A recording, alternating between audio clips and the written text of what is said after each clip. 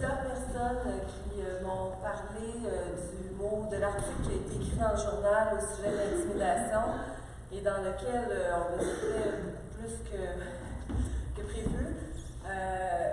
Et franchement, c'était un plaisir à chaque fois de dire que le respect qu'on ressent est réel et on fait tous des efforts pour y arriver et ça fonctionne. Alors, c'est un accomplissement, je crois, qu'on a tous fait ensemble. Et ce qui est important de dire dans tout ça, c'est que l'objectif, ce n'est pas de faire taire l'opposition, mais bien d'avoir des échanges harmonieux et constructifs.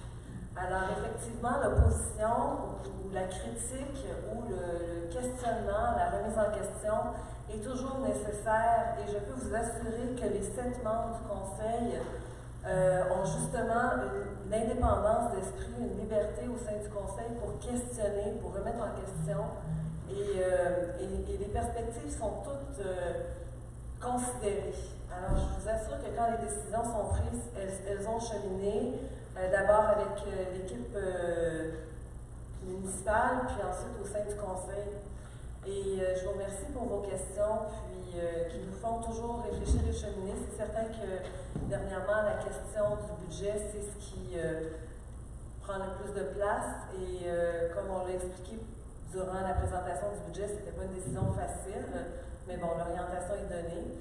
On va poursuivre dans le sens de toujours prendre des décisions pour le bien commun, pour maintenir la qualité de vie dans Val-David. Et puis, je vous remercie de nous faire cheminer dans cette direction-là. Donc, j'ai pas grand-chose sinon que la séance d'information pour l'asphaltage du district du Nord que j'avais annoncée à la dernière séance est annulée. Alors, la MRC, je vous rappelle que c'est la MRC qui est maître d'œuvre dans ce projet-là. Et pour le moment, la MRC a préféré remettre à plus tard parce qu'il manquait des informations dans le montage du projet. Alors, c'était pour expliquer finalement toute la consolidation de la base du sentier. Donc, on va vous revenir dès qu'on aura des informations à ce sujet. Sinon, on avait dit qu'on ferait une espèce de bilan financier à chaque début de séance. C'est certain que là, on est au début janvier, on était au début février, donc il n'y a pas grand-chose à dire. Les premiers comptes de taxes sont rentrés.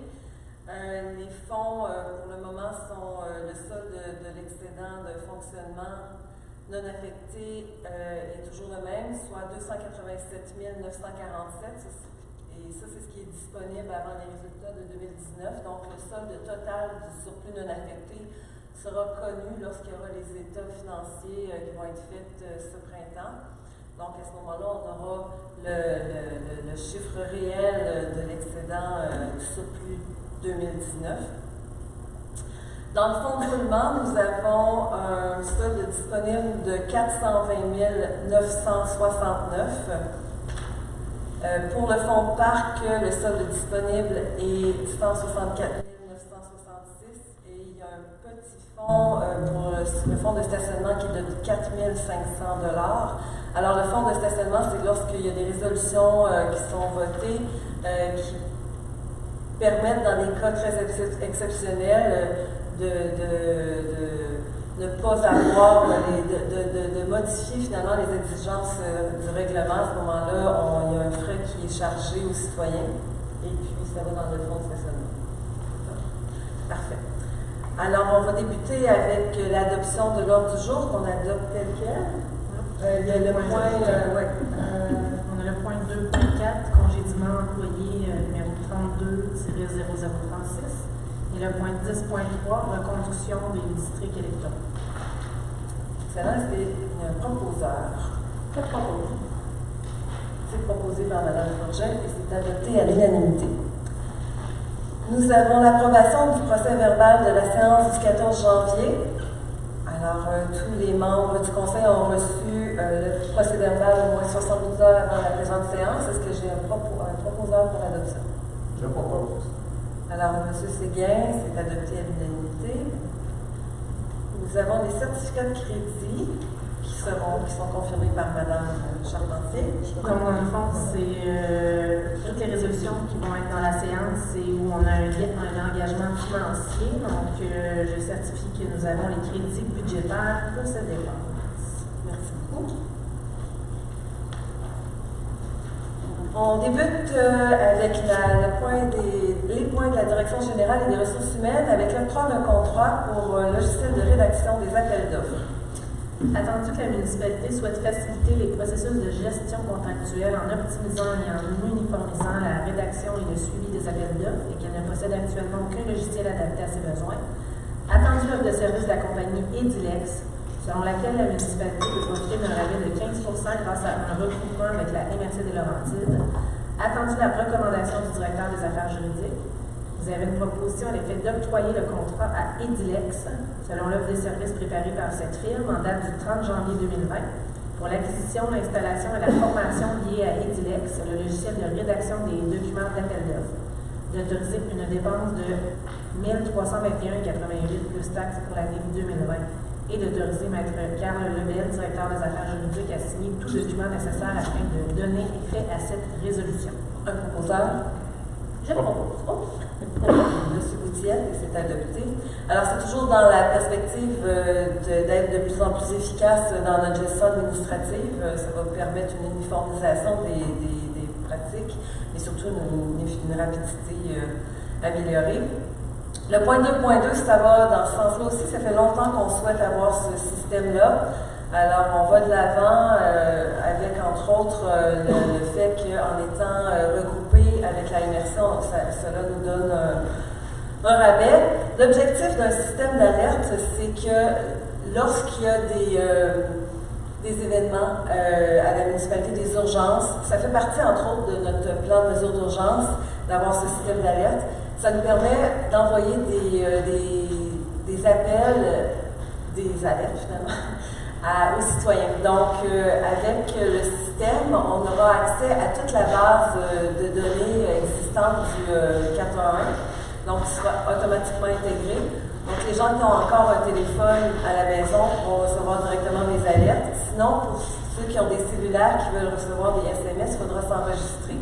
Mais le but, c'est que, par exemple, si un bris de tuyau ou un feu qui empêche les gens de circuler dans certains secteurs, automatiquement, le système, en fait, c'est la direction des communications qui va gérer ce système-là, va évaluer les gens qui sont touchés par ces événements-là et va envoyer une alerte, soit de bris de tuyau, d'avis d'ébullition, tout ce qui peut arriver finalement, qui pourrait contrevenir au quotidien des gens.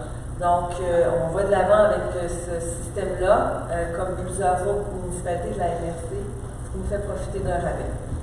Donc, vous avez une proposition à l'effet d'octroyer le contrat à Telmatic selon l'offre de service préparée par cette firme et d'autoriser une dépense de 4 521,86 plus taxes à même le budget d'opération, budget prévu, sous l'implantation du plan de sécurité civile.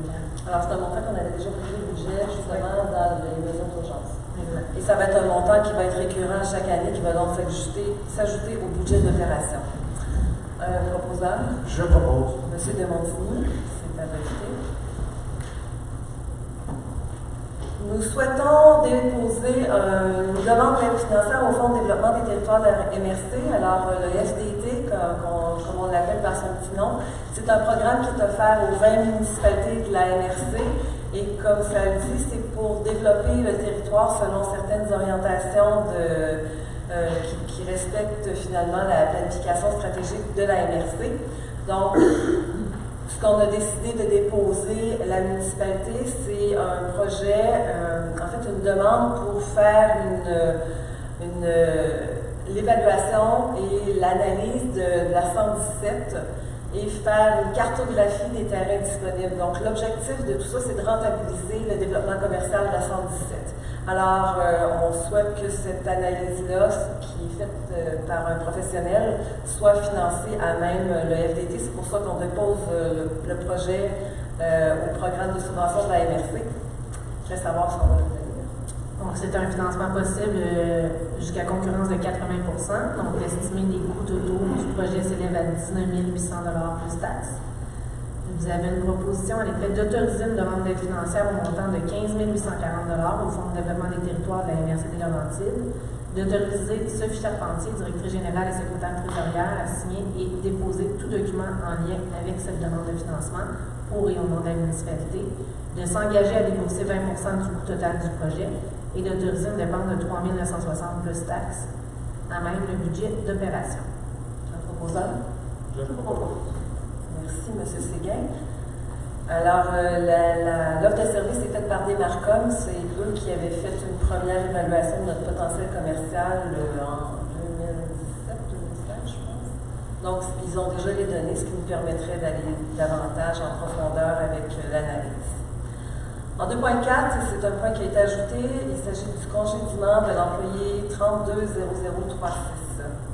Attendu les événements portés à la connaissance de la municipalité impliquant l'employé numéro 320036. Attendu que le nom de l'employé des événements ne peuvent être dévoilés pour des raisons légales hors de la volonté de la municipalité, mais que l'ensemble des conseillères et conseillers connaissent ces informations. Attendu que la directrice générale a suspendu son traitement à l'employé pour fin d'enquête le 2 janvier 2020, que le Conseil a adopté le 14 janvier une résolution afin de confirmer la suspension sans traitement.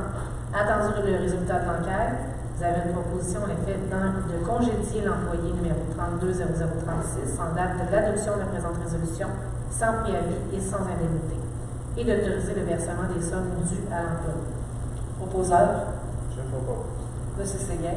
Alors, évidemment, ce ne sont pas des décisions qui sont prises à la légère et on a pris, comme on l'a dit, on a fait l'enquête et on a pris toutes les précautions pour mener à bien ce dossier-là.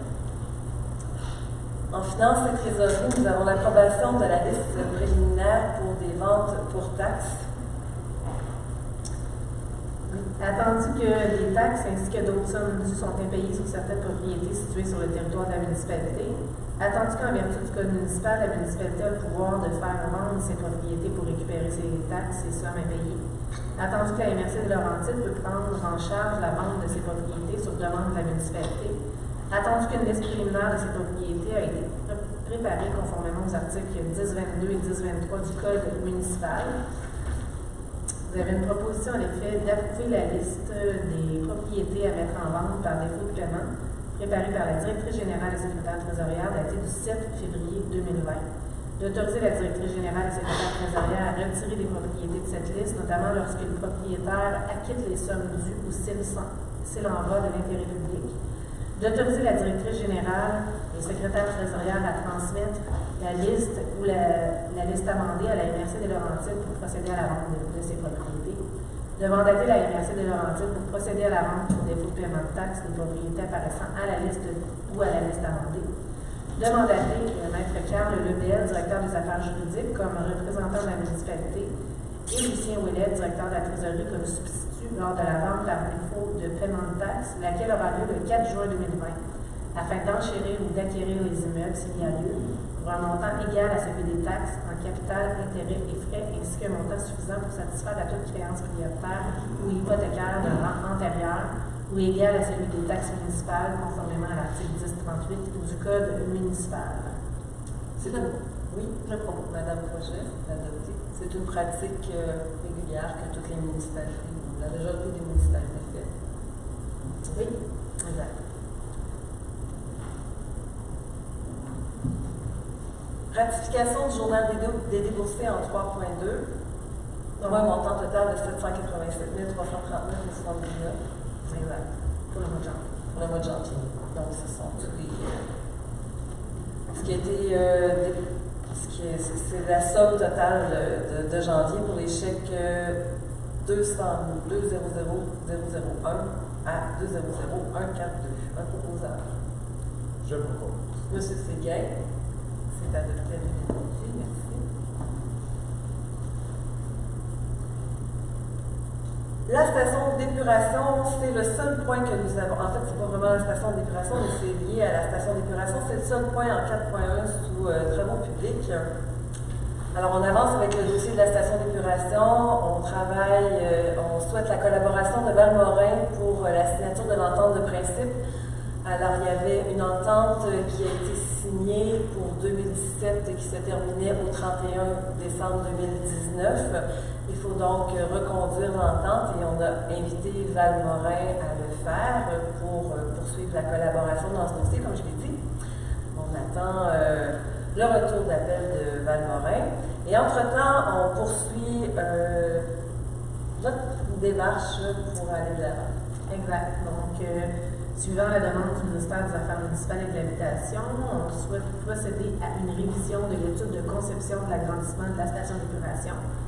Attendu la réception de l'offre des services professionnels de la compagnie Tetra Tech reçue en date du 9 janvier 2020 pour la révision de l'étude de conception de l'agrandissement de la station d'épuration, laquelle a été entérinée par le ministère des Affaires municipales et de l'Habitation. Vous avez une proposition à l'effet d'autoriser une dépense maximale de 24 999,99 taxes incluses, à même de surplus accumulé non affecté, afin d'accepter l'offre de service de la compagnie Tetra Tech. Proposeur? J'approuve. Merci, M. Chiasson, c'est adopté. Alors, comme vous l'avez entendu, c'est un montant qui n'était pas prévu au budget, donc c'est épuisé à même le surplus non accumulé, non affecté. Peut-être une petite explication technique, que c'est un ajout finalement à l'étude qu'on avait faite. Oui, dans le fond, c'est qu'on a déjà fait une étude préliminaire pour la conception de l'usine. À ça, le ministère a demandé qu'on analyse les débits et charges qui rentrent autant de Val-Morin que Val-David. Et suivant cette analyse-là, il demande d'aller un peu plus loin pour bien définir de quelle façon sera construite ou rénovée l'usine. Donc, ce qui est important de comprendre, c'est que l'usine, elle sert à traiter les eaux usées, donc tout ce qui est eau de pluie, infiltration dans le réseau ou eau qui arrive de vos gouttières ou de vos sous-sols, ça ne doit pas s'en aller dans le réseau sanitaire puisque ça ne doit pas être dirigé vers l'usine pour être traité. L'usine sert à traiter les eaux usées. Donc, le ministère a bien informé la municipalité de Val-David ainsi que la municipalité de Val-Morin que les débits qui ne sont pas d'eau usée devaient être diminués de façon considérable pour qu'on puisse construire une usine. C'est ce qu'on a fait l'année passée, en fait. Les eaux qui ne sont pas des eaux usées, mais qui se retrouvent dans la station d'épuration, s'appellent des eaux parasitaires. Alors, c'est ce qu'on a déterminé tout au long de l'année, à savoir quel est le débit d'eau, le montant total des eaux parasitaires qui s'en vont en usine, et on va devoir travailler pour réduire cette charge-là.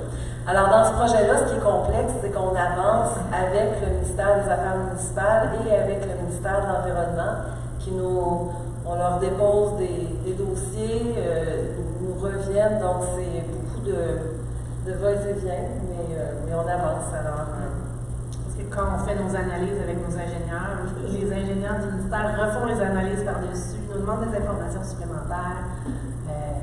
C'est un projet d'envergure qui est financé principalement par le ministère, donc on collabore. Oui, c'est ça.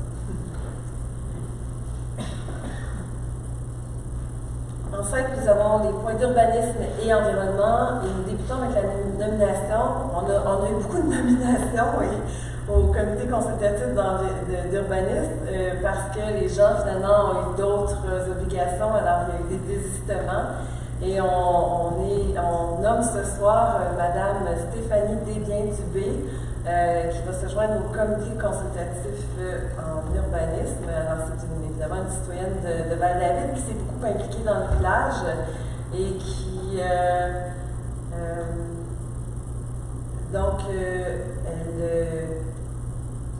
m'excuse, j'essaie de voir un peu ce que je pourrais vous dire. Elle a travaillé avec le Big Bang Fest, avec le Cultiver son village, les projets d'agriculture urbaine, et puis elle a des formations. Je ne peux pas trop donner d'informations privées. Donc, vous avez une proposition à l'effet de nommer Mme Stéphanie Desbiens-Dubé, membre du CCU, pour un mandat de 2 ans à compter de l'adoption de la présente résolution. Je propose. Merci, Mme Forget, c'est adopté. En 5.2, les installations sanitaires au domaine du CERF, qui est un projet de domaine intégré qui est situé derrière la montée Gagnon, là, quand on proche du premier rang, du deuxième rang. Donc, c'est un projet intégré d'habitation qui est à l'extérieur du périmètre urbain. Attendu que la MRC n'exige plus que les projets intégrés d'habitation situés à l'extérieur du périmètre urbain soient desservis par un réseau d'aqueducs et d'égouts. Vous avez une proposition à l'effet de permettre que le projet intégré, le domaine du CERF, ne soit pas desservi par un réseau d'aqueducs et d'égouts, de permettre que les propriétés du projet soient dotées de puits et installations septiques individuelles sous réserve de la réglementation en vigueur et de considérer toute résolution ou entente antérieure contraire à ce qui précède comme ayant été modifiée en conséquence. Un proposeur? Je propose. Madame Paquin, c'est adopté. Nous cessons pour fin de parc en 5.3 sur la rue des Gévaux. Donc, ça fait suite à une demande de permis de lotissement ou, dans certains cas, de permis de construction. Le propriétaire doit céder gratuitement une partie de terrain ou payer une contribution financière visant à aider la municipalité à établir, agrandir et aménager des parcs, des terrains de jeu ainsi qu'à protéger des espaces naturels. Attendu qu'en vertu du règlement de lotissement, la demande de permis de lotissement sur ce lot situé sur la rue des Gébleux doit faire l'objet d'une telle cession de contribution à hauteur de 10 %. Vous avez une proposition à l'effet d'accepter dans le cadre de la demande une contribution financière de 7 970 au fonds de parc, terrain de jeu et espace naturel représentant 10 % de la valeur municipale du terrain. Donc, il n'y a pas de sentier récréatif qui passe sur cette propriété. Je propose. Le projet est adopté.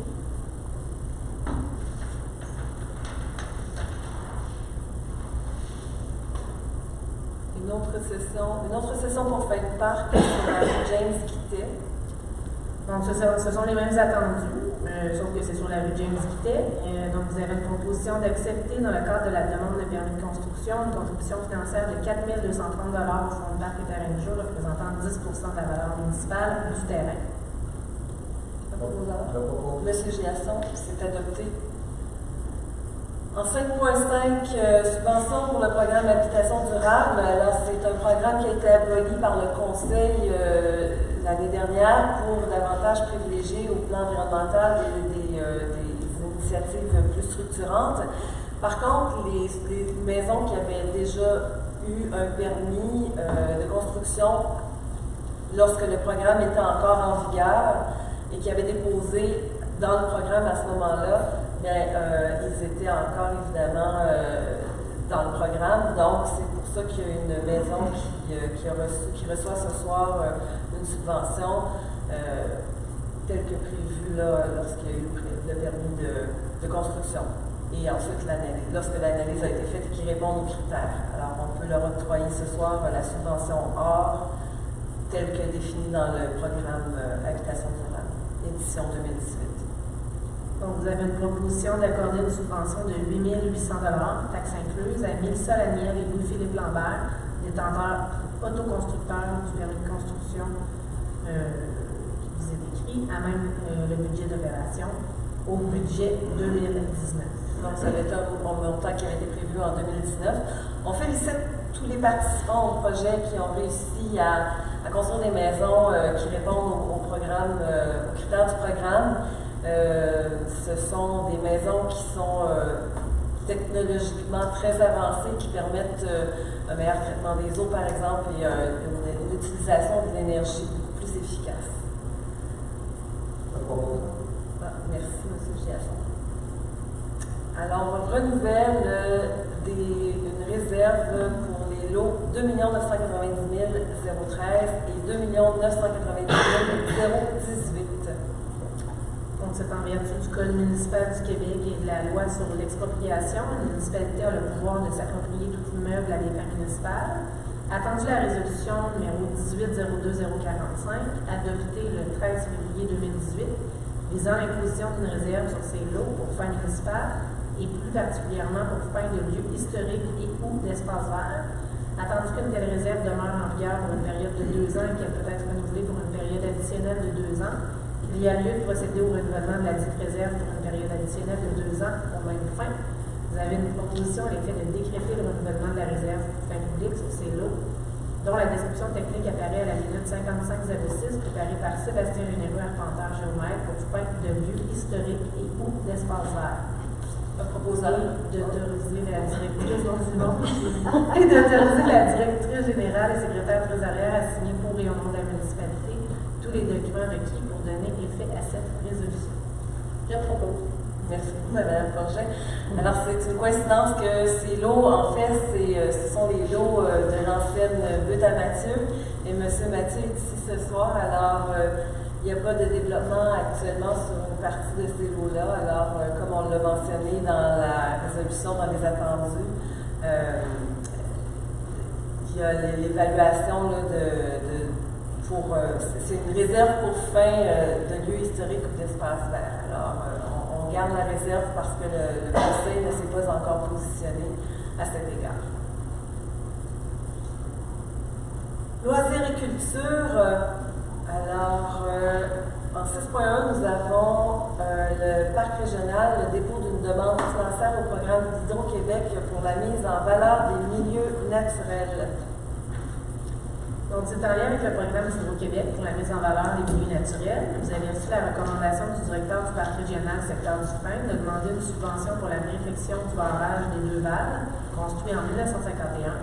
Attendu l'estimation des coûts préparés par le directeur, vous avez une proposition à l'effet de déposer une demande de subvention au programme Hydro-Québec pour la mise en valeur des milieux naturels, conformément à ce qui précède, de désigner Jean-François Boilly, directeur du Parc régional secteur du Frein, comme représentant de la municipalité dans le cadre de cette demande, d'autoriser le directeur à signer tout document pour donner effet à la présente résolution et de confirmer l'engagement de la municipalité à fournir la main-d'œuvre dans le cadre où la demande de subvention est acceptée.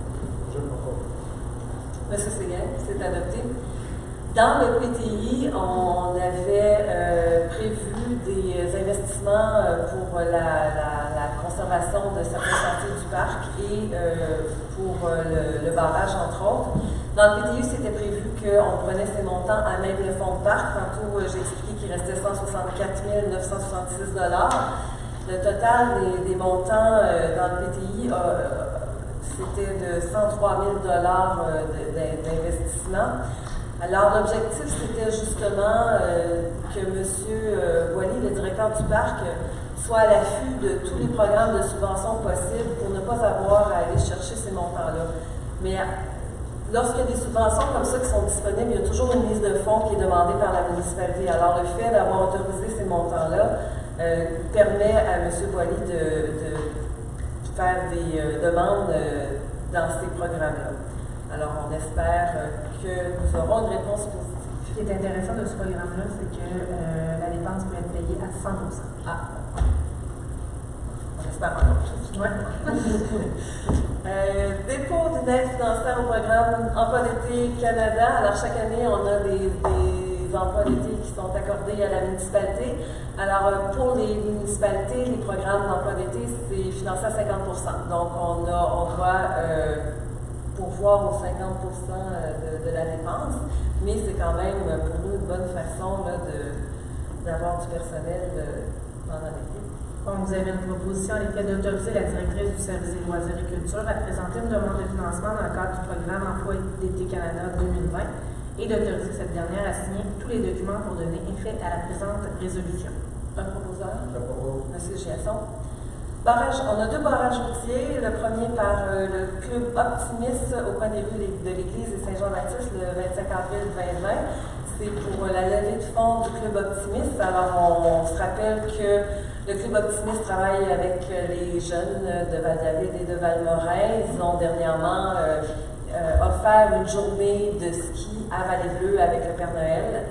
Et ils offrent pendant l'été une sortie sur la rivière du Nord en collaboration avec À l'abordage. Donc, ils travaillent avec des entreprises du village et ils offrent des belles activités. Alors, c'est pour la levée de fonds. Donc, vous avez une proposition à l'effet d'autoriser la tenue du barrage routier au coin des rues de l'Église et Jean-Baptiste Dufresne, samedi le 25 avril 2020, de 10h à 14h. Le proposeur? M. Séguin. Un autre barrage routier pour la Société canadienne du cancer.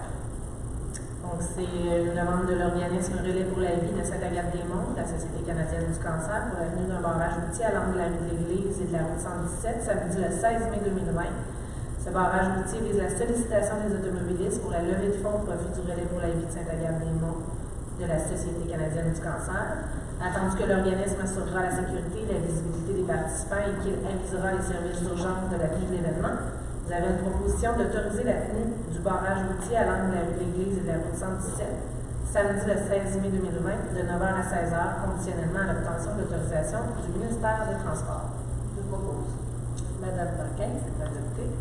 En 6.5, la subvention pour le Big Bang Fest qui revient cet été.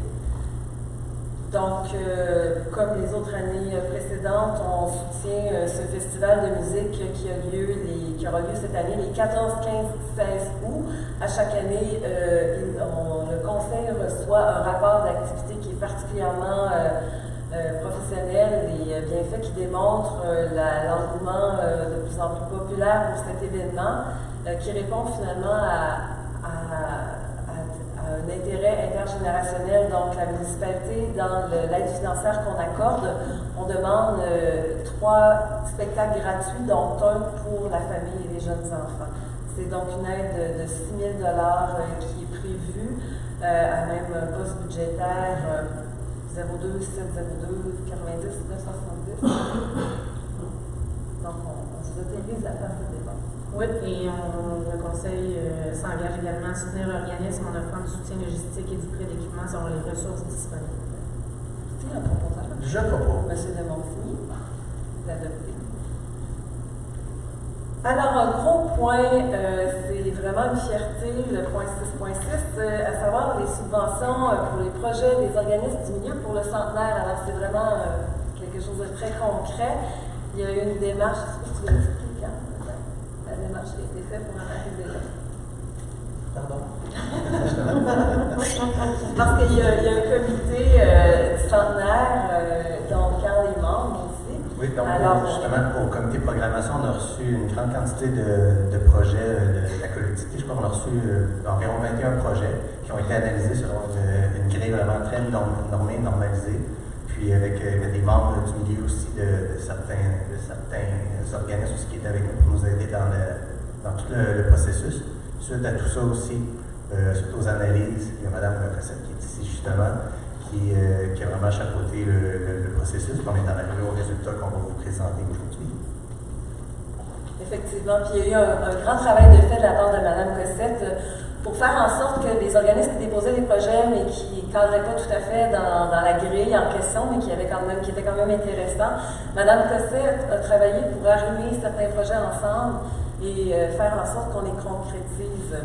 Alors, on avait un budget de 45 000 $ et le Conseil a entériné la proposition d'octroyer les subventions suivantes. Est-ce que vous voulez? Certainement. Oui. Donc, le premier projet qui a été sélectionné provient du musée de la Butte à Mathieu, pour un montant de 15 000 $. Le deuxième projet est celui des flâneurs erratiques pour un montant de 10 000 $. Le troisième projet provient du centre d'exposition de Val-David pour un montant de 10 000 $. L'autre projet sélectionné, les arts locaux, en collaboration avec la Société d'histoire et du patrimoine de Val-David pour 5 000 $.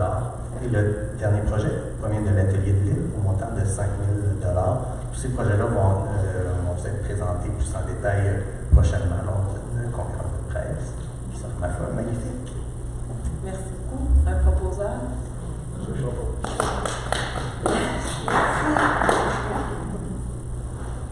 Alors, effectivement, félicitations aux organismes qui ont déposé ces projets. Ça va être un centenaire pour et par les gens, les citoyens de Val-David. Alors, on travaille très fort pour concrétiser toutes ces belles activités qui auront lieu l'an prochain déjà. De 6.7 à 6.10, nous avons des grilles, l'adoption des grilles de tarification. On commence avec les loisirs pour le printemps-été 2020. Donc, vous avez une recommandation de la directrice du service des loisirs et de la culture d'approuver la nouvelle tarification pour les activités loisirs été 2020, telle que présentée dans le tableau qui vous est joint. Donc, pour le printemps, des activités pour enfants, des activités pour adultes, des activités pour tous, des activités 50 ans et plus. Pour l'été, des activités enfants, des activités adultes, le camp de jour. Et vous avez aussi les précisions quant aux modalités applicables sur la tarification. Il y a une majoration du camp de jour de 5 $ par semaine pour le soccer et le tennis également. Un proposeur? Je propose. Madame Fourget. C'est adopté. La tarification pour le Salon des artisans 2020. Alors, c'est le Salon des artisans, c'est le salon qui a lieu en... cette année, ça va être... fin novembre, décembre? 28-29 novembre 2020. Donc, vous avez une recommandation de la directrice du service loisirs et culture d'approuver la tarification du Salon des artisans 2020, soit 65 $ pour les artisans résidents et 80 $ pour les artisans non résidents. Proposeur. Je propose. Monsieur de Montigny, c'est adopté. Tarification pour l'allée des créateurs estivale qui a lieu juste en juillet ici avec la salle communautaire. Donc, vous avez une recommandation de la directrice du service des loisirs. Les tarifs de l'édition 2019 de l'année des créateurs se présentaient comme suit. Vous avez le tableau, donc vous aviez des tarifs pour les blocs de 6 semaines, pour les 2 fins de semaine de septembre, et pour les journées de la culture et les jours de pluie, c'était gratuit. Donc, vous avez un tarif artisan résident et artisan non résident. Donc, vous avez une proposition à l'effet de reconduire la tarification de l'édition 2019 de l'année des créateurs pour l'année 2020, sauf quant aux modalités de remboursement. De préciser que les tarifs sont remboursables jusqu'au 28 mai 2020 et que suivant cette date, les tarifs sont remboursables à 70 %. Je propose. Monsieur Séguin, c'est adopté. Dernière tarification, celle de la location du gymnase de l'école de Saint-Jean-Baptiste. Donc, attendu la résolution 1708-283 adoptant la politique de location des salles ainsi que la grille de tarification. Attendu la recommandation de la directrice du service loisirs et culture, vous avez une proposition à l'effet de retirer les notions de résidents et non-résidents de la grille de tarification pour la location du gymnase de l'école Saint-Jean-Baptiste et d'autoriser une modification de la tarification actuelle afin qu'il n'y ait dorénavant qu'un tarif unique pour la location du gymnase, soit 25 $ de l'heure, taxes incluses. Monsieur Giasson, on a adapté la tarification en fonction des coûts occasionnés à la municipalité par la location du gymnase, parce qu'on doit payer un employé pour surveiller les plateaux lorsqu'ils sont loués. Il n'y a pas d'avis de motion ni de projet de règlement, et donc pas de règlement non plus. On va tout de suite au point variant, en disposant avec la participation des membres du conseil à diverses activités. L'objectif de cette participation-là du conseil, c'est le réseautage, c'est de rencontrer entre autres soit des membres du gouvernement, mais aussi des organismes comme, là on va voir la Fondation Tremblant, qui l'année passée a octroyé 20 000 $ à l'espace Ludico. Il me semble, c'est du 4 500 ou 9 500 à l'école Saint-Jean-Baptiste pour l'achat de 4 500 pour l'achat d'équipements à l'école Saint-Jean-Baptiste. Donc, c'est vraiment du réseautage qu'on fait lorsqu'on participe à ces activités. Alors, au Forum Cœur et Village, qui aura lieu la semaine prochaine, c'est une invitation qui m'a été faite d'aller présenter, représenter les petites municipalités pour ce qui est du dynamisme des municipalités. Donc, c'est une invitation que j'ai reçue et il paie l'inscription et la chambre d'hôtel. Et il va y avoir Carl de Montigny qui va m'accompagner à ce forum-là.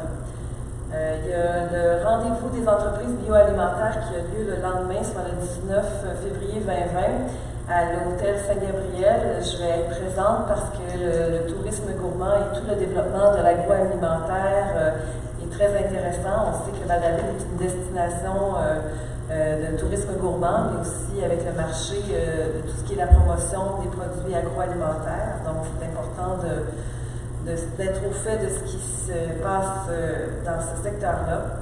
Ce qui est réseauté, alors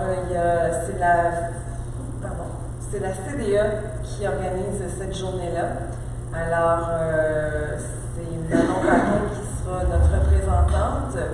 Elle sera aussi notre représentante au prix d'excellence en français Gaston Mayron au théâtre de Gilles Vigneault à Saint-Jérôme. Le prix en français, c'est pour, comme le nom le dit, c'est pour reconnaître les acteurs qui mettent de l'avant la langue française.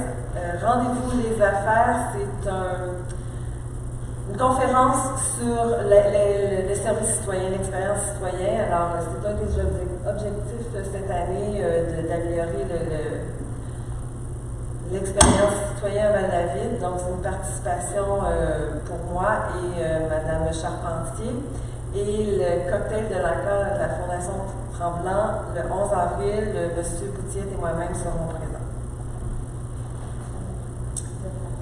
Non, pas nécessairement. Vous avez les montants qui sont inscrits là, dans vos documents, mais c'est pour autoriser les dépenses CIO plus taxes, à même le budget d'opération, et d'autoriser les élus à se faire rembourser leurs frais de déplacement, de repas et d'hébergement si applicable, à même le budget d'opération. Je propose. Merci, Mme Projet. C'est adopté. Budget révisé 2020, Office municipal d'habitation des Laurentides. On est un peu dans le jour de la marmotte avec ce point-là. Oui.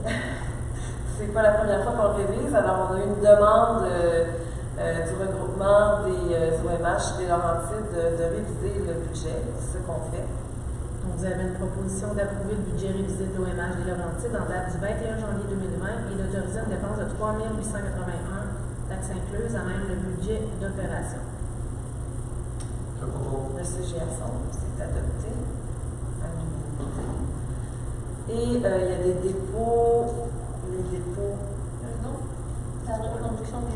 Ah oui, c'est ajouté effectivement. Le 10.3 est ajouté, soit la reconduction des districts électoraux. On atteint la date limite pour se prévaloir de la reconduction de la carte électorale. Donc, c'est celle qu'on avait aux dernières élections de 2017 qui est reconduite. Alors, on n'aura pas besoin de la refaire. Oui, donc on n'a pas besoin de réadopter le règlement. Attendu que la municipalité doit procéder à la division de son territoire en districts électoraux tous les 4 ans, soit en prévision des élections municipales, conformément à la loi sur les élections et les référendums dans les municipalités. Que la municipalité souhaite reconduire la division électorale prévue par le règlement 705 concernant la division de la municipalité en 6 districts électoraux approuvés lors de la dernière élection.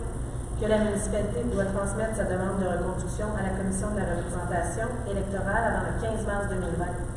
Vous avez une proposition à l'effet de demander à la commission de la représentation électorale de confirmer que la municipalité remplit les conditions requises pour procéder à la reconduction de la division du territoire en districts électoraux et de mandater le directeur des affaires juridiques comme étant le représentant de la municipalité dans le cadre de cette demande et de l'autoriser à signer tout document pour donner effet à la présente résolution. Un proposant. Madame Paquin, c'est adopté à l'unanimité. Nous avons les dépôts des états comparatifs mensuels, des variations budgétaires du rapport de la directrice générale et secrétaire trésorière pour les dépenses autorisées par un fonctionnaire ou un employé en vertu du règlement 700, le dépôt de l'excédent de fonctionnement de l'affecté et des fonds réservés, ce dont je vous ai fait part en début d'assemblée, et le dépôt du rapport d'embauche. Alors, on accueille à nouveau cette année la responsable du camp de jour, Mme Gaëlle Bélan-Legoupé, de son nom de camp Anana. Alors, on sait que nos jeunes vont être entre bonnes mains encore cette année avec la formidable équipe du camp de jour. Ça fait le tour des résolutions pour ce soir. Nous en sommes au point d'information des conseillers. Nous débutons avec M. Chiasson. Bonsoir. Moi, je vais vous parler du Centre d'action bénévole des Laurentides qui offre de l'aide pour les déclarations de revenus aux personnes aînées et aux personnes à revenus modestes de la MRC des Laurentides. Donc, si vous êtes aux personnes aînées ou aux personnes à revenus modestes, vous pourriez faire faire vos impôts gratuitement. Il y a une centre d'information à Val-d'Alpine, puis ici même, à la salle communautaire, le 10 mars, de 13h30 à 16h. Pour plus de détails, vous pouvez les contacter soit via leur site internet ou le 326-08-19 dans le détail. Voilà. Merci, M. Giasson. Madame Forget. Bonsoir. Alors, lors de la dernière assemblée, je vous avais parlé des joies du recyclage, tel que promis. Je vous parle maintenant du compostage. Alors, qu'est-ce qui va dans votre bac brun? Des résidus alimentaires, incluant les viandes, les os et les poissons, ce qu'on ne met généralement pas dans notre compost maison. Et on a aussi le papier et les cartons souillés. Alors, quand vous commandez de la pizza, les boîtes de carton vont au compost. Et résidus verts, incluant les aiguilles de résineux et les retailles de haies. La seule chose qu'il ne faut pas mettre, c'est les plantes exotiques envahissantes. Ces plantes-là doivent aller dans l'enfouissement. Si vous les mettez dans le compost, on risque de créer plus de problèmes que de bien. On peut aussi mettre des cendres froides, pour que ce soit vraiment froide. On suggère que ça soit au moins depuis 4 semaines que vos cendres sont refroidies. Les cheveux, les poils d'animaux, la litière des petits animaux, le tabac et le papier à cigarette. Pas de mégots, mais le tabac et le papier. Alors, aucun sac de plastique, même si c'est écrit biodégradable ou compostable, ça ne va pas dans le compost. Alors, voilà. N'est-ce pas passionnant? Je vous conseille d'aller sur le site Une vie durable de la MRC. Vous allez avoir toutes les informations en détail. Aussi, je voudrais vous parler de la fête des semences qui va avoir lieu cette année encore à l'école Saint-Jean-Baptiste le 21 mars 2020. Ça va être de 10h à 16h à l'école Saint-Jean-Baptiste. Alors, la fête des semences, c'est un événement gratuit qui rallie des amateurs et des adeptes de jardinage. La mission de l'événement, c'est de promouvoir le jardinage sous toutes ses formes dans une ambiance festive et chaleureuse. C'est vraiment sympathique. Les années précédentes, ça avait lieu à l'ancien couvent, mais c'était vraiment trop petit. Donc, cette année, ça va être à l'école de Jean-Baptiste. Je vous y invite tous. C'est fun. Vous pouvez avoir plein de semences exotiques pour partir vos propres semis et faire votre jardinage. Merci beaucoup, Mme Forget. Ça me fait plaisir. Merci beaucoup. Rien pour moi, ça. Monsieur, c'est bien. J'ai vraiment. Bonsoir tout le monde. Alors, pour notre parc qui est en pleine saison hivernale, alors quelques trucs à vous rappeler. Le 21 février prochain, qui est un vendredi, il y a une soirée au Flambeau. C'est gratuit pour tout le monde qui détient une passe d'accès pour le parc.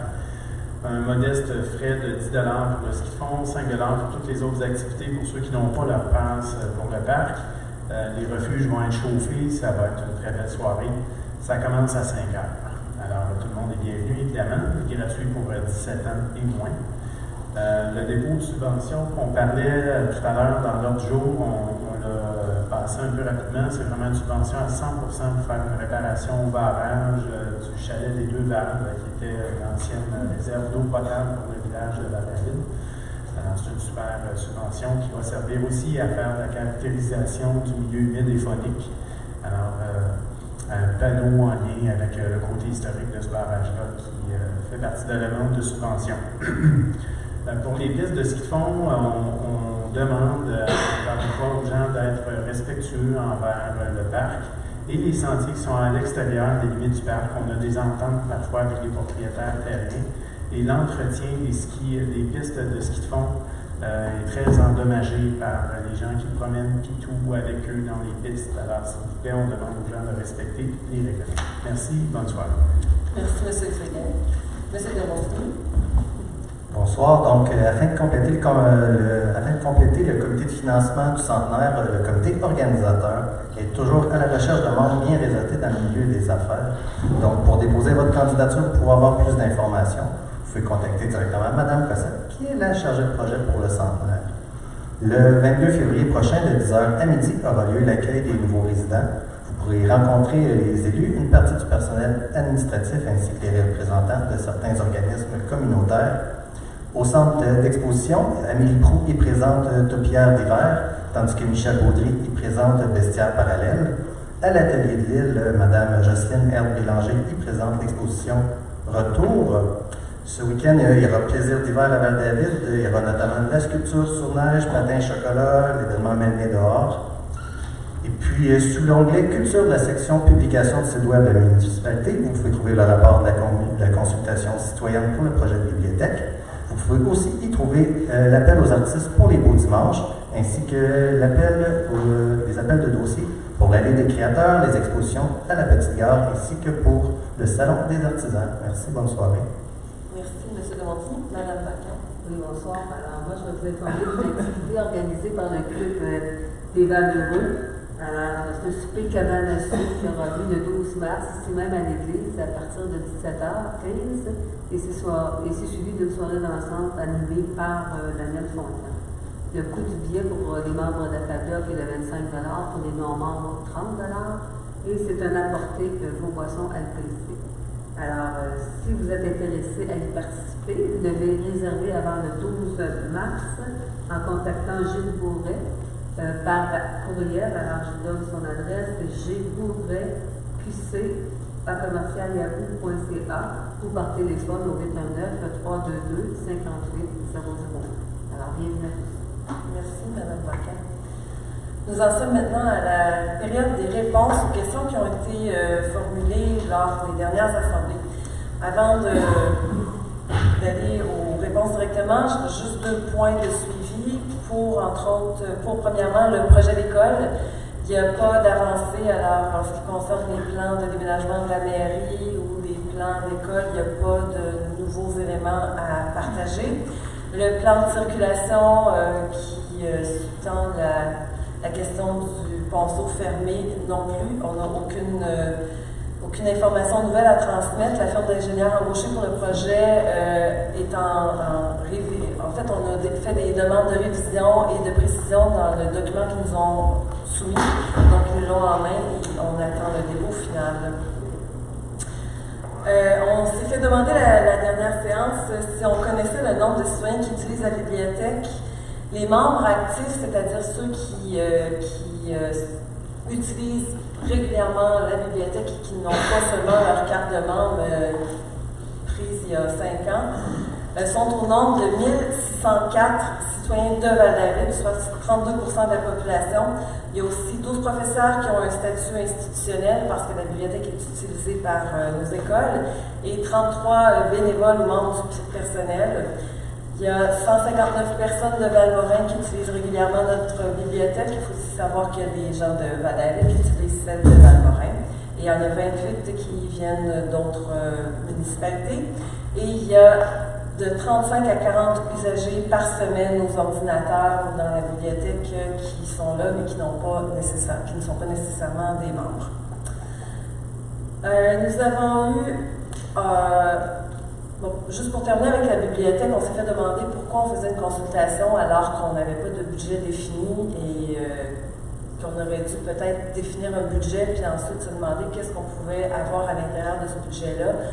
Alors, c'est pas la façon dont on détermine le programme fonctionnel et technique. L'idée, c'est d'avoir un éventail des besoins, c'est de connaître les besoins, puis après ça, on va connaître les coûts de chacune des propositions qui seront faites pour répondre à ces besoins-là. Et par la suite, on va faire des choix en fonction de ces coûts-là, puis d'un budget qu'on va trouver raisonnable. Et comme je l'ai mentionné déjà, on n'ira pas de l'avant avec une bibliothèque qui sera hors de prix.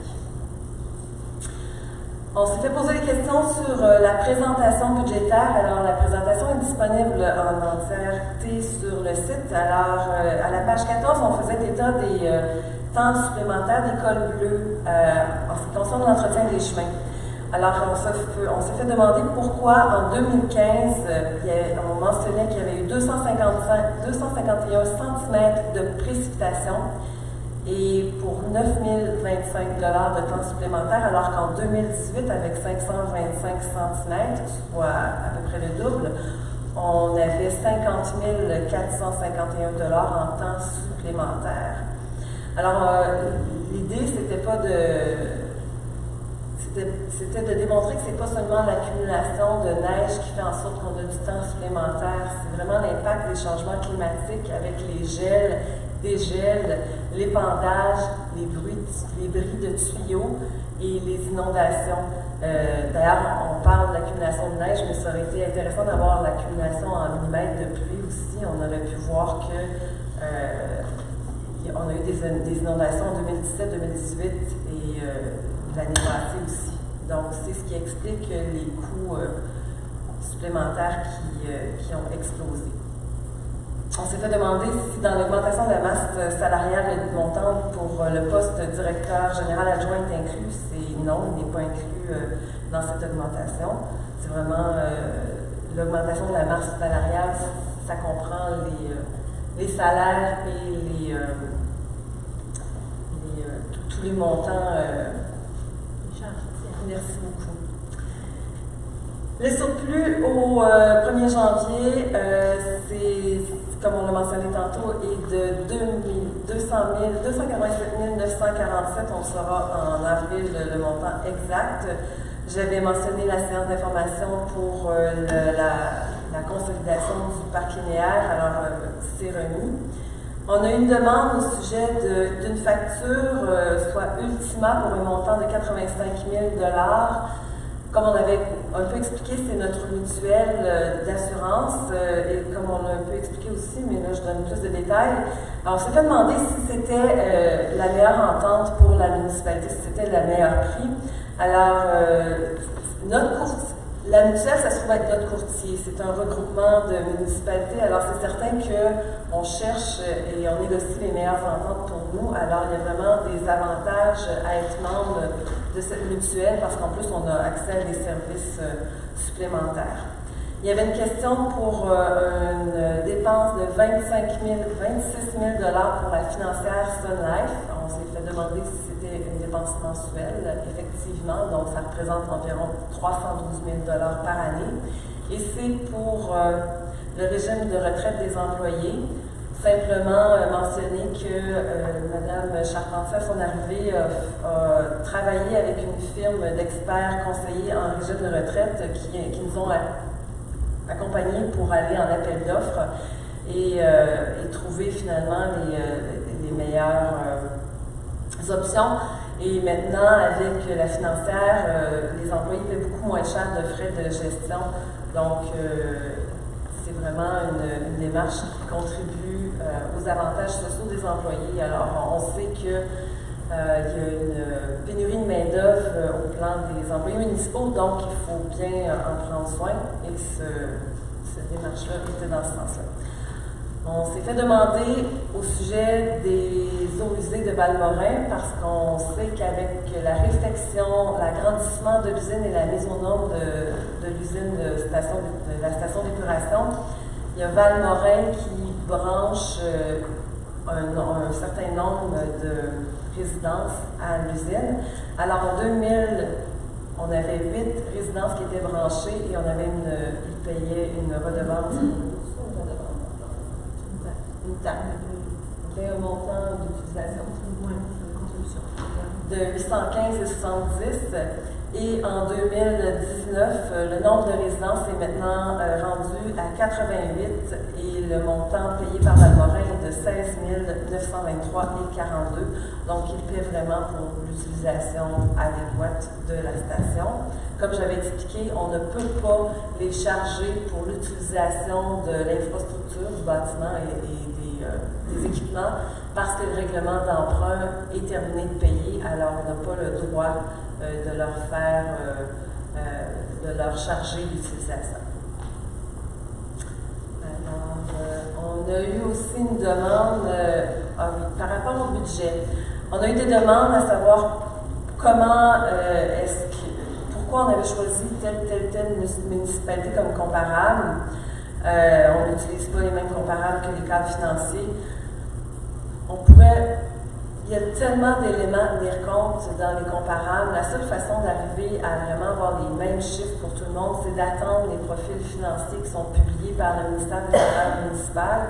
Alors, on a les données de 2019. Je vous invite à aller les comparer, aller les consulter. Et dès qu'on aura ceux de 2020, on pourra mieux comprendre comment on se situe par rapport à la moyenne au Québec et dans la région. On a eu une demande par écrit pour savoir si l'entente actuelle avec le marché est applicable. Alors, comme on l'a expliqué, l'objectif, mais on se doit d'attendre les recommandations du ministère des Affaires municipales et de l'Habitation pour aller de l'avant dans ce dossier. Alors, la directrice a parlé à la responsable la semaine dernière, et elle nous a dit qu'elle devait encore faire des vérifications, et on entend donc l'information du ministère pour décider de ce qui va s'appliquer dans cette entente-là. On a eu aussi on a eu une demande, la directrice générale a reçu une demande par écrit pour connaître ce qui restait dans le fond de parc, le montant qui restait dans le fond de parc. J'aimerais juste préciser ici que la directrice a répondu que se serait discuté en conseil, puis on s'est fait répondre que voici la réponse qu'on a reçue. J'ai posé une question à la directrice générale qui gère le budget de la municipalité de Val-David et ceci n'a rien de politique. Pourquoi, en parlant à la directrice, ne répondez-vous pas immédiatement? En agissant ici, vous alertissez le processus. Lors de son élection, l'équipe en place avait promis une amélioration des relations avec les citoyens et une simplification du processus avec une plus grande transparence. Effectivement, justement, le Conseil souhaite une amélioration de l'efficacité administrative. Si la directrice générale doit répondre à des questions comme les montants disponibles au budget, on n'est pas dans l'efficacité. On est vraiment dans du très pointu au plan administratif. Et la recommandation du Conseil à la directrice générale, c'est de faire en sorte qu'il y a une équité procédurale et qu'on répond à des questions qui font avancer des dossiers municipaux. S'il faut qu'elle prenne le temps de répondre à des dizaines de courriels de ce genre par jour, on ne sera vraiment pas dans l'efficacité. Alors, la question demandée, c'était le montant disponible au fonds de parc, et c'est de 164 966, et comme on l'a dit, on va maintenant exposer les montants disponibles à chaque séance. Nous en sommes maintenant à la période des questions. Alors, ceux qui savent comment faire le font bien, c'est-à-dire qu'ils posent des questions, ils ont un temps de 3 minutes et par la suite se rassoient pour qu'on puisse y répondre. Alors, l'objectif, c'est de ne pas avoir une discussion au micro parce que cela peut s'éterniser. Alors, la période des questions est d'une durée de 60 minutes. C'est 3 minutes par personne. Merci de poser votre question et puis par la suite d'aller vous asseoir. On va répondre dans la mesure du possible, sinon on vous répond à la séance subséquente. C'est à peu près ça. Alors, il y a une personne d'inscrite, c'est M. Rochaud.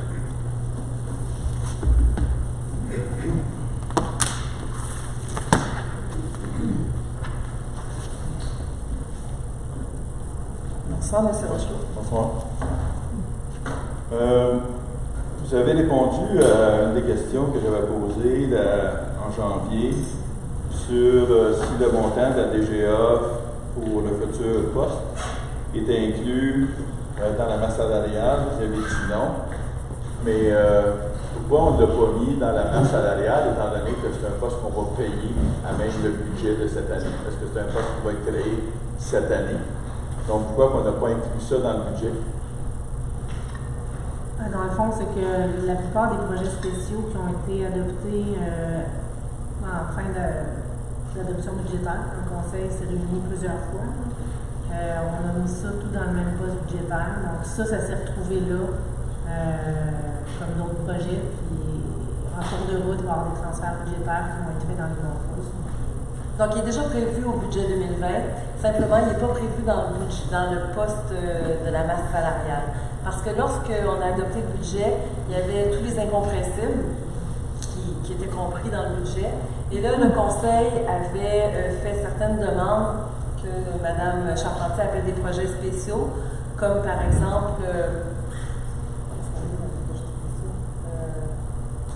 il y avait toutes les mesures d'urgence, la sécurité routière. Donc, il y avait plusieurs projets spéciaux qui sont présentés comme tels dans le budget. Et le DGA faisait partie de ces projets spéciaux-là. Donc, il va s'ajouter en cours d'année dans la masse salariale. Je ne comprends pas qu'on n'ait pas pensé à le mettre alors qu'on faisait les budgets et qu'on voulait créer ce poste-là, qu'on n'ait pas prévu de mettre ça dans la masse salariale de cette année. Pour que ce soit clair pour tout le monde que quand tu Ça regardes. va l'être éventuellement. Oui, mais c'est ça, mais ça ne donne pas une image claire quand tu regardes le budget, ça ne donne pas une image claire de ce que c'est. L'autre chose, vous n'avez pas répondu à la question que je vous avais posée.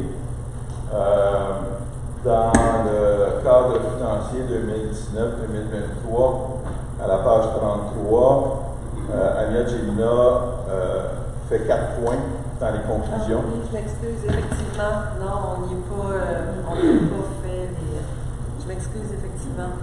Est-ce que ça a été fait? Non, pas encore. J'ai pas répondu, effectivement. Non, ça n'a pas été fait. Non, ça n'a pas été fait. L'analyse n'a pas été faite? Effectivement, l'analyse n'a pas été faite. OK. Puis les autres points non plus n'ont pas été faits là-dessus. C'est ça? Là, j'ai pas la liste de tout ce qui était recommandé. La dernière fois, vous avez demandé si on avait fait l'analyse des coûts de revient des activités de loisirs. Donc, ça, non, C'est ça qu'on avait retenu. Oui, il y avait ça, entre autres, l'analyse des coûts de revient des activités loisirs et culture. Puis il y avait aussi 3 autres points de recommandation de Amiad Jelina. Donc, je me demandais si le Conseil les avait adressés.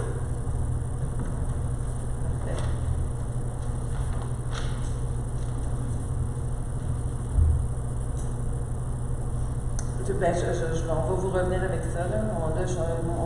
J'avais eu la réponse pour en ce qui concerne les points de loisirs. Je suis en train de regarder. Est-ce que vous avez d'autres questions? Oui. Je voulais savoir, lors du dernier conseil, vous avez mentionné que vous aviez des lots, donc pas ceux de cette fois-ci, oui, mais d'autres lots, qui sont en fait les terrains de la Sapinière. Et je voulais savoir à quelle fin que le conseil réserve ces lots-là. Est-ce que vous avez d'autres questions? Et effectivement, j'ai posé, puisque vous en avez parlé, j'ai posé une question à la directrice générale sur le budget de fonds de parc. Oui. C'est moi qui ai envoyé le courriel et posé la question. Comme je fais avec d'autres personnes, des fois où j'ai besoin d'une clarification, où j'ai une question, j'adresse aux autres directeurs des questions. Je vous en envoie à vous. Vous me répondez. Les autres directeurs me répondent. Sauf la directrice générale qui n'a pas répondu à cette question-là, alors que c'est précis, mais c'est un montant qui est connu par ceux qui font les budgets, dont la directrice générale. Donc, ça a été facile de répondre et non pas juste nous dire qu'on va nous répondre à la prochaine réunion du Conseil et nous faire attendre pour avoir une réponse. Donc, c'est quoi votre question? Bien, ma question, c'est est-ce que ça va devenir une règle où maintenant on ne pourra plus répondre, on ne pourra plus poser des questions aux différents directeurs pour avoir de l'information, puis que tout va devoir passer par des demandes de questions pour le Conseil municipal. Parfait. En ce qui concerne le terrain de la Sapinière, tel que la résolution a été adoptée, je vais la relire parce que c'est très bien expliqué. Alors, attendu que la municipalité juge opportun d'imposer une réserve aux fins, donc on l'explique, d'évaluer l'acquisition possible et éventuelle des immeubles dans le cadre d'un programme particulier d'urbanisme afin d'assurer le développement harmonieux du secteur. Un programme particulier d'urbanisme, c'est une analyse de la vocation des terrains du secteur pour identifier quels seraient les usages qu'on pourrait y faire. Attendu que la municipalité évalue également la possibilité, la pertinence d'élargir et d'aménager sur cet immeuble un parc et ou permettre l'implantation d'une école. Et attendu que la municipalité juge ainsi nécessaire d'imposer sur cet immeuble une réserve aux fins ci-avant mentionnées. Alors, c'est très bien expliqué dans la résolution qu'on a mentionnée. La directrice générale n'a pas répondu à votre demande parce que c'est le conseil qui lui a dit de ne pas répondre. La directrice générale a plusieurs dossiers sur son bureau et l'objectif, c'est, comme on l'explique, c'est l'équité procédurale. Alors, la directrice générale n'a pas d'assistante en ce moment. Je vous rassure, moi non plus. Dans l'organigramme, il y avait la directrice des communications qui avait comme tâche d'assister à la direction générale, mais dans les mesures de rationalisation du budget qu'on a fait, il y a certaines tâches du bureau d'accueil touristique, des employés du bureau d'accueil touristique qui se sont retrouvés, qui sont prises en charge par la directrice des communications. Donc, Madame Charpentier répond n'a donc pas d'assistante et elle y va donc en fonction des priorités et de répondre à des courriels aussi pointus qui ne visent pas le bien commun. Jusque dans une certaine mesure, c'est pas une priorité. Voilà. Est-ce qu'il y a d'autres questions? Je peux juste demander une clarification là-dessus? Certainement. Vous dites que ça ne vise pas le bien commun. Je veux dire, si, mettons, on veut regarder à des projets, donc on a besoin de savoir aussi combien d'argent il peut y avoir dans ce fonds-là qui pourrait être utilisé pour un certain projet. Donc, je ne pense pas que c'est d'ordre général de poser une question sur ce qui reste dans les fonds de la municipalité. Et je ne pense pas que ce soit vraiment out of bound de poser une question de cette nature-là. Et l'autre chose, c'est que vous n'avez pas répondu non plus sur est-ce que ça va devenir une pratique pour les autres directeurs aussi de ne pas répondre lorsqu'on va leur poser des questions sur des choses plus précises. Comme je le disais en début d'assemblée, avoir une opposition dans une municipalité, c'est très sain et c'est très souhaité. Mais encore, ne faut-il que ça ne paralyse pas une administration. On souhaite tous les deux la même chose. On souhaite tout le monde la même chose, à savoir une efficacité administrative. Maintenant, il faut qu'on va utiliser notre jugement. Mais si les directeurs de services répondent à des questions comme ça à la journée longue, les dossiers des citoyens n'avanceront pas. Comment? Et ça, c'est une exagération.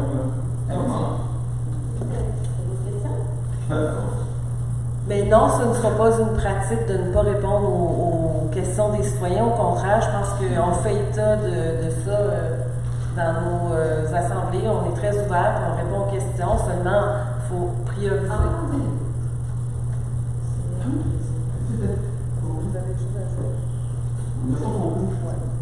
Ce que je disais, c'est qu'on va répondre aux questions en sens aigu. De mémoire, le courriel de M. Rocheteau déplorait qu'il n'avait pas eu la réponse immédiatement. Entre immédiatement et en sens aigu, il y a la différence qui permet d'être opérationnel et efficace. Je vais juste, pas que vous mettiez des mots dans ma bouche, je n'ai pas mentionné que je voulais que ce soit immédiat. Je n'ai jamais exigé qu'un directeur réponde à une question de façon immédiate. Mais je m'attends à une réponse dans un délai raisonnable, comme on attendrait d'un employé municipal quand on pose une question, qu'un employé municipal nous revienne avec une réponse. Dans la mesure où ça nuit pas à l'efficacité de l'administration, et ça, je pense que le Conseil, on peut en juger. C'est ma première question depuis l'arrivée de la directrice générale. Je n'ai jamais posé d'autres questions. Vous avez répondu. Est-ce qu'il y a d'autres questions? On a répondu à votre question. On vous a dit c'était quoi le poste budgétaire?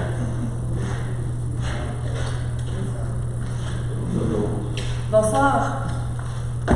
Monsieur Blais. Oui, Marc Blais, Val-David. Je reviens sur la question des taxes municipales qui ont augmenté. 15 13-14 sur 2 ans, c'est considérable. J'en suis encore ébranlé. Je connais 2 personnes qui sont sérieusement acquittées Val-David à cause de l'augmentation de taxes qui rendent leur... Évidemment, on parle pour des personnes aisées, il n'y en a pas de problème. Ils vont aller ramasser l'argent puis ils vont payer. Mais il y a toute une catégorie de gens qui n'ont pas nécessairement cette Monsieur Blais, si je peux me permettre, on a déjà expliqué à quel point on n'est pas content de faire ça. Est-ce que vous avez une question? Parce que là, oui. C'est un commentaire éditorial. C'est pas un commentaire, c'est un contexte. Parfait. J'ai mis le Alors, contexte quel est votre pour la question que j'ai Oui, posée. parfait. Et j'étais à Saint-Sauveur il y a quelques jours, et puis je posais la question s'il y a des personnes. On sait que Saint-Sauveur, on ne veut pas, Val-David ne veut pas devenir Saint-Sauveur. Et dans les conversations qu'on a ici localement, c'est une espèce de frisson qui arrive à tout le monde. On ne veut pas être Saint-Sauveur, parce que Saint-Sauveur, comme le plateau Mont-Royal, c'est le paradis de la gentrification. Mais dans toutes les lectures que j'ai faites depuis la dernière assemblée, j'ai constaté qu'il y a plusieurs facteurs qui favorisent la gentrification, et un qui revient tout le temps, c'est la hausse de taxes. Okay? La hausse de taxes est une problématique avec certains autres facteurs, mais c'est une problématique qui soutient la gentrification, et nous sommes en train de faire de Val-David un autre Saint-Sauveur. Évidemment, il y a d'autres éléments, il n'y a pas seulement ça. Mais c'est probablement un des plus importants. La question que je veux poser, c'est comment vous réagissez pour la question de la gentrification n'a jamais été une décision qui a été prise par les citoyens. Ça n'a pas fait l'objet de rencontres, de consultations, de rien de ça. Puis on se rend compte tout d'un coup que les constructions à Val-David sont les plus fortes. C'est un autre signe de gentrification. C'est les plus fortes de la MRC, c'est parmi les plus fortes de la MRC, les constructions. Comment se fait-il qu'on est rendu là? Puis quelle est l'orientation que vous allez prendre, soit pour soutenir la gentrification ou pour l'abolir? Et je pense qu'il n'y a personne qui est d'accord pour admettre qu'il y a une gentrification actuellement dans le village. Bien, effectivement, on sait toujours, nous sommes les premiers à nommer ce danger-là qui guette Val-David depuis que je suis au conseil municipal. Vous haussez les taxes à un niveau historique. On s'entend qu'on n'ose pas les taxes pour favoriser la gentrification. Au contraire, Mme Forget veut répondre. Je vais vous laisser la parole. Je suis très d'accord avec vous, M. Blais. La gentrification, c'est vraiment, à notre sens, un des plus grands dangers qui guette Val-David. Tout comme il y a des exemples dans le monde entier, on a vu ça à Sassour, au plateau, ça nous guette. Puis c'est toujours la même pattern. Il y a des artistes, souvent qui vont s'installer dans un endroit pas cher, ils font vivre l'endroit, ils font vibrer, ça attire des gens, puis au fil du temps, ces gens-là font hausser le prix des maisons. C'est le même pattern partout, on n'y échappe pas. Ce qu'on fait pour essayer de contrer la gentrification, dans un premier temps, c'est vraiment de travailler au niveau de la réglementation de l'urbanisme pour permettre toutes sortes d'habitations qui vont être moins chères. On pense que c'est en favorisant des habitations moins chères qu'on va être capable de contrer en partie la gentrification. Mais c'est effectivement une problématique complexe dont nous sommes très au courant. Et vous devez avoir un plan pour contrer la gentrification? Certainement, on maintient la qualité et surtout le soutien aux organismes. Parce que dans tout ça, je suis désolée. Dans tout ça, un des enjeux très importants, c'est de faire en sorte que le tissu social soit présent. Parce que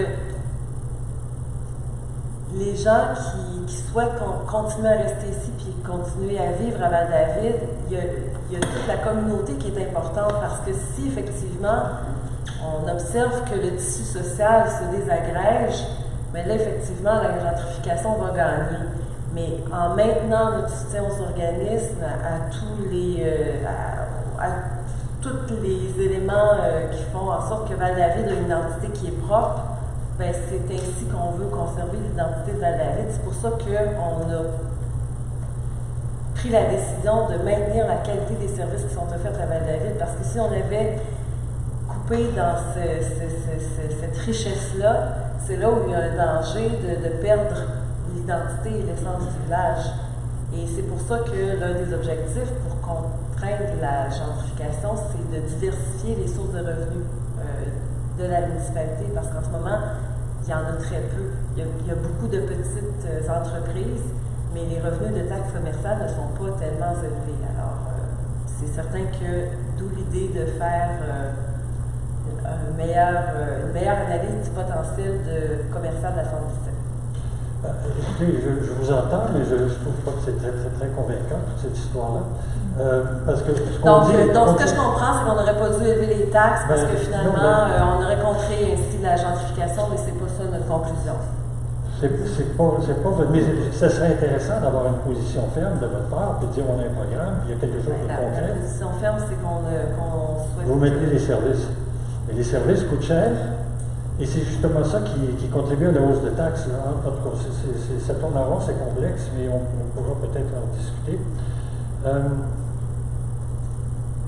Je me suis sensibilisé par l'article qui a été publié dans l'Accès, qui vient tout juste de paraître. C'est une entrevue avec vous, Madame la mairesse.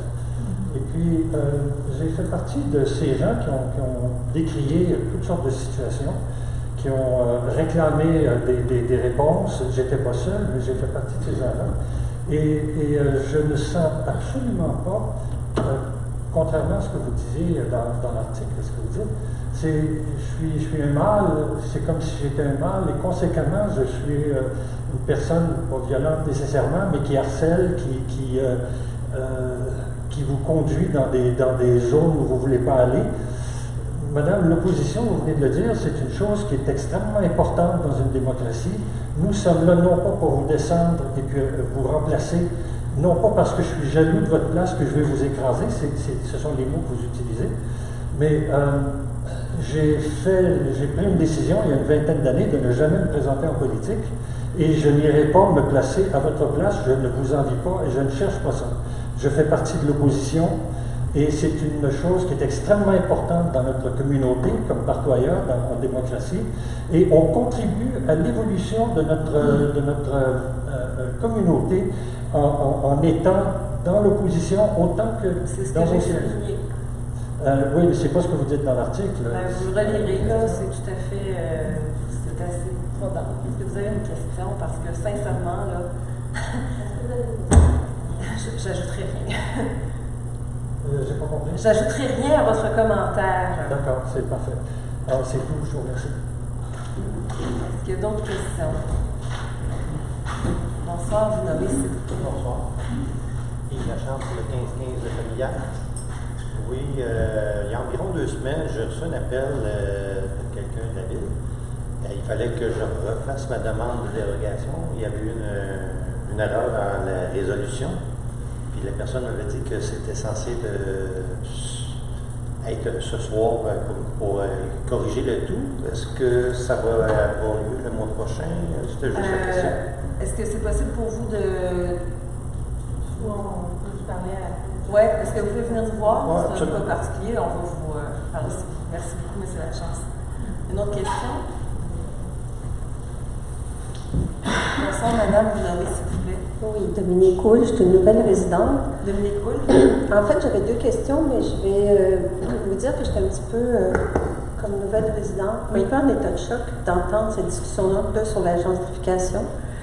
Je ne m'y connais pas parce que j'arrive, mais c'est quelque chose qui est très préoccupant dans bien des endroits ailleurs. Puis moi, je serais très contente d'entendre parler d'un plan d'action, qu'on en reparle à différents conseils pour voir c'est quoi les moyens que vous prenez en cours de route. Parce que si on ne prend pas des moyens maintenant, peut-être qu'il va être trop tard si on ne s'en occupe pas maintenant. Alors, c'est un souhait que j'aimais, puis j'avoue mon ignorance. La question que j'avais, c'est que je m'attendrais à ce qu'on en reparle, puis qu'on entende parler de moyens que vous prenez pour éviter ça. Puis ça va m'intéresser, l'intervention du monsieur est intéressante parce que ça va me faire en sorte que je vais me mettre à me documenter encore plus. La question était pour Mme Forgette. Je suis très contente des bacs bruns, mais j'aimerais savoir qu'est-ce que les bacs bruns dont vous avez parlé, dans lesquels on met des cartons de pizza, toutes ces choses-là. Où est-ce que ça aboutit, tous ces appareils? Puis comment on s'en sert finalement? Parce que dans le fond, c'est on fait ça pour le climat, on fait ça pour entretenir notre planète. Alors, les matières individuelles sont gérées par la MRC, qui délègue une partie de son pouvoir à la régie intermunicipale de la Rouge. Le compost, présentement, est régi par la régie intermunicipale de la Rouge. Est-ce que ça revient ici? Notre compost est utilisé par les gens de Vanderbilt? Oui, cette année, effectivement. effectivement. Excusez-moi, je ne suis pas certaine que le compost qui est récupéré que les matières compostables qui sont récupérées dans tous nos bacs sont du compost organique qu'on veut mettre dans nos potagers avec nos aliments bio maintenant. Absolument. On se rappelle que dans ce compost-là, il y a de la litière, toutes sortes d'affaires. C'est sûr que on va vérifier. On va vérifier. Non, mais j'aurais juste une curiosité. Fait que peut-être vous pouvez regarder et voir comment on réutilise ça. Parce que donc, on est content d'avoir un background, mais en quoi ça sert, puis comment on le réutilise. Quoi qu'il en soit, l'année dernière, il y a eu une distribution de compost qui a été faite aux citoyens. Ça fait longtemps qu'on demandait et on va la reconduire cette année. Compost et arbres qui a lieu ce printemps. Alors, l'information va être transmise et puis effectivement, c'est du compost là, qui est utilisé. Pour répondre à vos questions, je pense qu'un des plus importants du compost, c'est que quand les matières sont enfouies, là, mon collègue qui est meilleur que moi avec le nom des gaz, ça va produire du méthane, mais je ne parle pas du nom des gaz, et puis ça, c'est vraiment dommageable pour les gaz à effet de serre. Donc, tout ce qui est composté ne va pas être enfoui, et ne va pas produire de méthane. Déjà là, on est... OK, c'est important d'avoir toute cette analyse-là, parce que si on utilise les composts, on veut savoir l'utilité, où est-ce que ça aboutit, puis comment la contribution est utile. Puis la dernière question, ça s'adresse à M. En fait, les questions... J'ai pas le droit de poser une autre question. Oui, mais c'est à moi que vous devez les adresser, puis on va essayer de poser des questions, puis après ça, de se rasseoir, sinon ça devient des discussions, puis on ne fait plus les périodes. Alors, vous voulez dire que vous allez me répondre aujourd'hui ou la prochaine fois? Ça va dépendre de votre question. OK. C'est par rapport aux 21 projets. C'est intéressant. Les 21 projets dont vous avez parlé, que vous avez retenu 5 projets, puis qu'il y avait une normée, normalisée, tout ça. J'ai juste la curiosité de savoir sur quoi vous êtes basé pour choisir ces 5 projets-là. Puis j'aimerais savoir c'est quoi la différence entre une grille normée et une grille normalisée. Puis les critères qui ont été utilisés. Si ça vous intéresse, je peux vous présenter la grille des critères. C'est en fonction de certains objectifs municipaux pour qui les célébrations du centre d'Envoi, quels étaient aussi les critères budgétaires. On a reçu pour environ 350 000 de demandes d'idées de projet. On avait un budget de 45 000, donc c'est juste une curiosité. Est-ce que ça va apparaître sur le site ou non, c'est des pratiques administratives internes, donc on met pas tout ça sur le site. J'ai une curiosité de savoir qu'est-ce qui fait qu'on retient certains projets, pas d'autres projets. Des critères qualitatifs aussi, des critères de réalisation. Il faut aussi que ça rentre dans certains objectifs historiques, dans certains objectifs de rejoindre toutes les couches de population, des personnes, des étudiants, des personnes âgées. C'était pour ça peut être le plus inclusif possible. Mais si ça vous intéresse, vous présentez les grilles aussi. OK, parfait. Merci beaucoup. Merci à vous. Oui, petite question. La question des changements, est-ce qu'il y a des changements à l'étude concernant vous avez dit que le dossier de l'école, il ne se passe rien. Il n'y a pas de nouvelles informations. Il n'y a pas de nouvelles informations. Ouais. Mais est-ce que j'ai bien compris le mois dernier qu'il était question de relocaliser l'école, que ce n'est pas nécessairement sur la butte municipale qu'elle va être construite? Bien, en fait, la résolution d'imposition de réserve qu'on a adoptée mentionne entre autres l'implantation d'une école, mais c'est tout ce qu'on a dit par rapport à un projet d'école potentiel. Mais pour le moment, le terrain qui est cédé à la commission scolaire, c'est bel et bien celui de la mairie. OK. Donc, il n'y a pas vraiment de nouveaux éléments d'information à ajouter là, dans le dossier de l'école. J'ai tenté, au cours des dernières semaines, de réviser, de consulter les vidéos qui sont faites des assemblées municipales. La qualité est vraiment pas là. C'est incompréhensible. La qualité, c'est du son, hein? Au niveau du son, c'est incompréhensible. On avait amélioré dernièrement. Le mois passé, on a passé plus de 10 heures avec la qualité. À part le mois passé, on a eu une augmentation de la qualité dans ce mois-ci, puis les 2 mois qui ont précédé le mois passé. On est passé de 720 à 1080 à partir de la même caméra. Si on veut changer de qualité pour aller chercher quelque chose de professionnel, il faudrait que je fasse l'acquisition d'un matériel assez dispendieux. Que je suis malheureusement pas capable de faire pour l'instant. Et pourtant, il n'y avait pas ce problème-là avant. Non, mais avant, les factures étaient 2 fois plus élevées parce que ça impliquait une charge de montage d'environ 6 heures de travail chez moi après le conseil. Puis entre autres, les séances n'étaient pas présentées en direct, étaient présentées en différé de 3 à 5 jours après la séance, ce qui ne convenait pas non plus pour les objectifs du conseil. C'est dernièrement. Non, je suis désolée, on fait un petit accro à la façon de fonctionner parce que habituellement, c'est nous qui répondons. Merci beaucoup, Emmanuel. Merci. Et voilà, c'était la seule question que j'avais. Donc, effectivement, il y a eu une diminution de la qualité. Oui. Après ça, suite à un nouvel équipement, en fin d'année, l'année dernière, ça avait augmenté, mais là, il y a eu des petites contingences techniques. Donc, on va évaluer à nouveau la qualité. Merci. Bon, merci. Merci beaucoup. Est-ce qu'il y a d'autres questions? Bonsoir, M. Rochaud. Bonsoir. En fait, j'avais une clarification à propos au point 3.1, vous parlez de la liste préliminaire pour vente pour taxes. Oui. On ne parle pas du montant que ça équivaut, le non-paiement des taxes. On parle de combien en termes de montant non payé de taxes par rapport qui nous oblige à procéder à une vente pour taxes. Donc, vous voulez savoir le montant total de ce que représentent les maisons, les taxes impayées, oui. Les taxes impayées? Oui. Parce que normalement, on voit ça là, quand on fait la vente pour taxes, il y a des montants impayés. Donc, je vais voir le total des taxes impayées qui va faire en sorte qu'on va vendre des maisons.